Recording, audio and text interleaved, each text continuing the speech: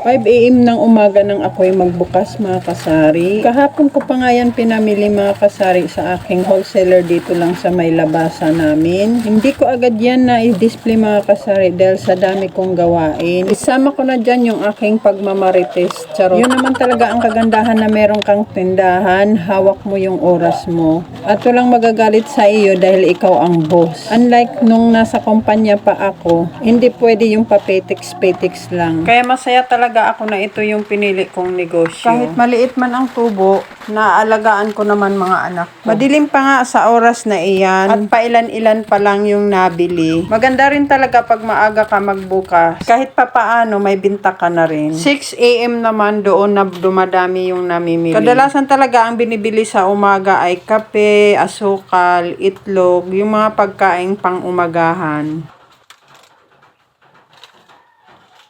Ito pa nga yung mga chichiryang malalaki, hindi ko pa na-i-display. At tatapusin ko na talaga itong mga kasari. Kaya tulungan nyo na lang ako para mabilis ako matapos dito. Charot. O siya mga kasari, salamat sa inyong suporta. Huwag panghinaan ng loob, laban lang.